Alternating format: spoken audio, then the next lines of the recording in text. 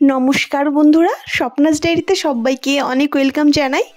আজ তোমাদের আমি শেয়ার করছি উচ্ছে ভাজি।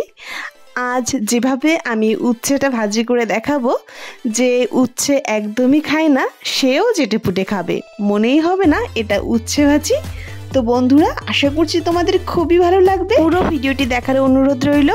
প্রথমেই আমি পাতলা পাতলা করে দুটো আলু কেটে নিয়েছি, সঙ্গে 4-5টা উচ্ছেকেও এইরকম ছোট ছোট পাতলা পাতলা করে কেটে নিয়েছি। ভালো করে ধুয়ে নিচ্ছি জল দিয়ে। তারপর অন্যদিকে কড়াই বসিয়ে দিয়েছি। ভালো গরম হয়ে গেলে দিয়ে দিচ্ছি কিছুটা রিফাইন অয়েল। তেলে দিয়ে দিলাম 1/2 চামচ গোটা জিরে।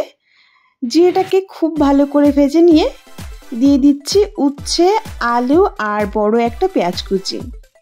একই সঙ্গে বড় একটা পেঁয়াজও আমি কেটে নিয়েছিলাম।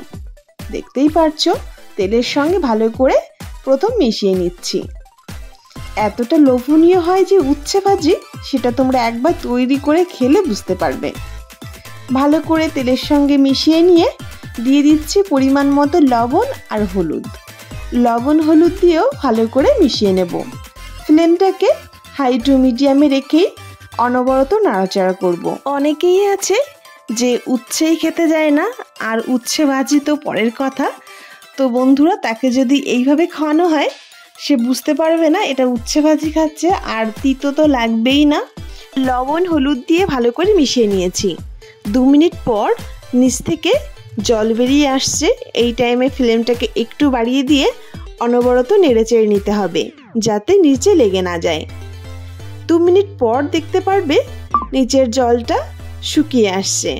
আর এই টাইমে কিন্তু লেগে যাওয়ার সম্ভাবনা থাকে, তাই অনবরত নাড়তে হবে নিচে যাতে ধরে না যায়।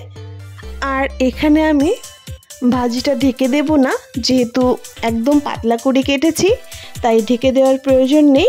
তোমরা যদি মোটা করে কেটে থাকো তখন কিন্তু একটু ঢাকতে হবে, আর পাতলা করে যদি কাটা হয় খেতে কিন্তু খুবই ভালো লাগে। আঁচটাকে মিডিয়ামে রেখে 2 মিনিট ভাজি করলেই দেখতে পারবে আলু এবং উচ্ছে দুটোই খুব ভালো সিদ্ধ হয়ে গেছে।